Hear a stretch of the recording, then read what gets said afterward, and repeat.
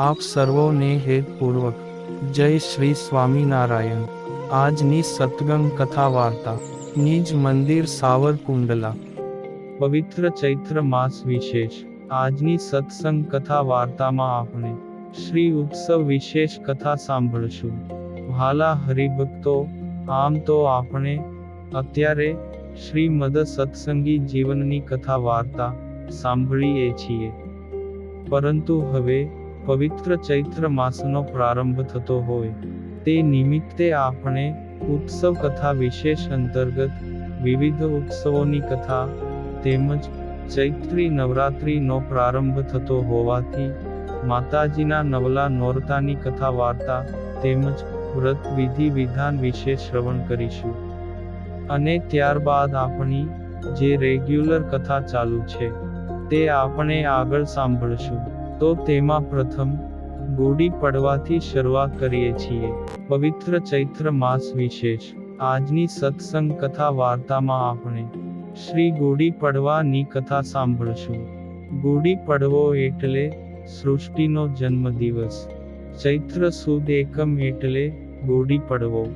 ચારેય તરફ પ્રેમ રંગ ને પ્રકૃતિનો અનોખો મિજાજ। દિવસે હલકીપાત રાત્રિના ઠંડીનો અહેસાસ મનને પણ પ્રફુલ્લિત કરે છે। ચૈત્ર ગુડી પડવો એટલે નવ સંવત્સર ચૈત્રી નવરાત્રિનું આગમન, સૃષ્ટિની શુભ શરૂઆત। ચૈત્ર સુદ એકમ એ મરાઠી નવા વર્ષનો પ્રથમ દિવસ છે। એ પાછળ એવી દંતકથા પ્રચલિત છે કે પ્રભુ શ્રી રામચંદ્ર 14 વર્ષનો વનવાસ ભોગવી લંકાપતિ રાવણનો વધ કરી વિજયી થઈને જે દિવસે અયોધ્યા પાછા ફર્યા તે દિવસ ચૈત્ર સુદ એકમ હતી। અયોધ્યા નગરીના લોકોએ ઘેર ઘેર ગુડી તોરણો ઊભા કરીને ભગવાન શ્રી રામના પાછા ફરવાનો આનંદ વ્યક્ત કર્યો। તે સંદર્ભે ગુડી પડવાનો આ તહેવાર દર વર્ષે ઉજવવામાં આવે છે। ગુડી પડવાને વર્ષ પ્રતિપદા તરીકે પણ ઓળખવામાં આવે છે। બ્રહ્માજીએ સૃષ્ટિનો આરંભ કર્યો હતો। વિશેષ માના આ દિવસે પ્રભુ શ્રી રામ તથા યુધિષ્ઠિર બંનેનું રાજ્યારોહણ થયું હતું। આ જ દિવસે માલવાના નરેશ વિક્રમાદિત્યએ શકોને હરાવીને વિક્રમ સંવતની શુભ શરૂઆત કરી હતી। આ દિવસે સત્યયુગની શરૂઆત થઈ હતી। આ જ દિવસે શ્રી હરિ વિષ્ણુએ મત્સ્ય અવતાર લીધો હતો।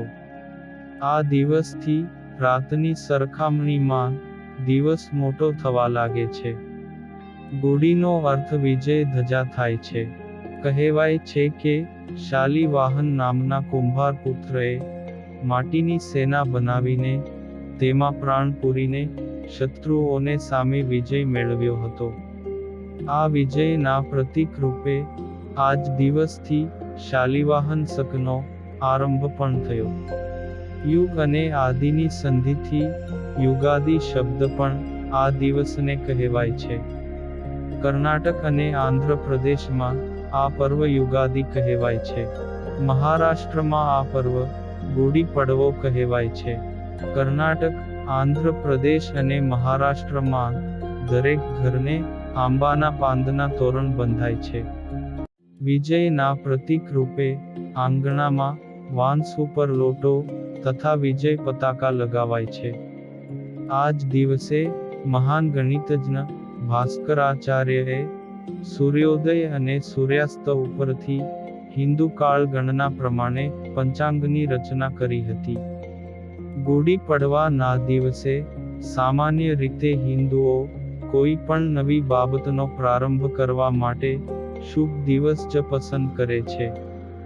એ દ્રષ્ટિએ વર્ષના કેટલાક દિવસો અને વણજોયા 3.5 મુહૂર્તમાં ગુડી પડવાની ગણના થાય છે।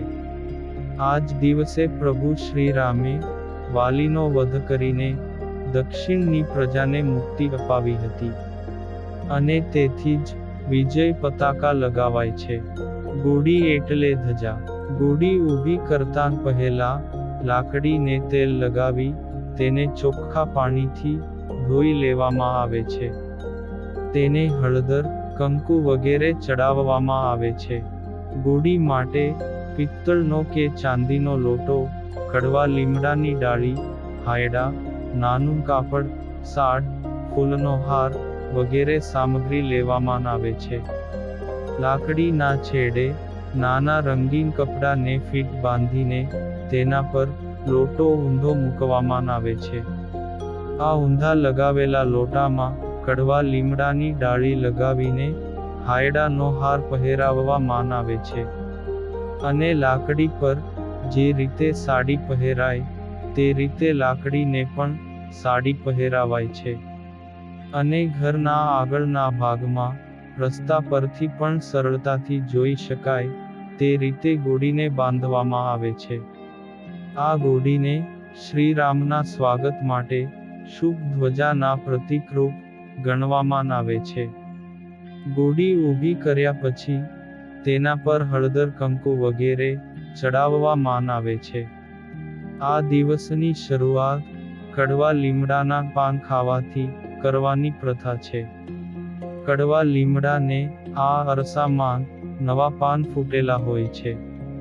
તેના કુમળા પાન લઈ તેમાં ગોળ, જીરું, સ્વાદ પૂરતું મીઠું અને લીંબુ નાખી તેને વાટીને ગોળી બનાવવામાં આવે છે. આયુર્વેદમાં જણાવ્યા પ્રમાણે કડવો લીમડો અત્યંત આરોગ્યપ્રદ અને કીટનાશક છે. આ ઊભી કરેલી ગોળીને સંધ્યા સમયે ઉતારવામાં આવે છે. ગામમાં જ્યાં શ્રીરામનું મંદિર હોય ત્યાં રાયડાની માળા અર્પણ કરવામાં આવે છે. હળદર, કંકુ, ચોખા ચડાવીને પછી જ ગોળી ઉતારવામાં આવે છે. આ દિવસથી રામનવમી સુધી રામ મંદિરમાં કીર્તનનો પ્રારંભ થાય છે. આ દિવસે નાના બાળકો પાસે શાળામાં પાટી પૂજન એટલે કે સરસ્વતી પૂજન કરાવવામાં આવે છે. પાટી પર ચંદ્ર, સૂર્ય તથા સરસ્વતી દોરીને પાટીની એટલે કે વિદ્યાની પૂજા કરવામાં આવે છે. નવા વર્ષના પંચાંગની પૂજા કરવામાં આવે છે. અને આ દિવસે પૂરણપોળી ઉપરાંત નીમ, લીમડાનો મોર, ગોળ, મીઠું, આંબલી, કાચી કેરી વગેરે ઉમેરીને ખાદ્ય પદાર્થ બનાવાય છે. ને આ દિવસે તે ખાવાની પરંપરા છે. અને હવે પછીની કથા વાર્તા આપણે આગળના ભાગમાં સાંભળશું. અત્યારે આપ સર્વોને ભાવથી જય શ્રી સ્વામિનારાયણ.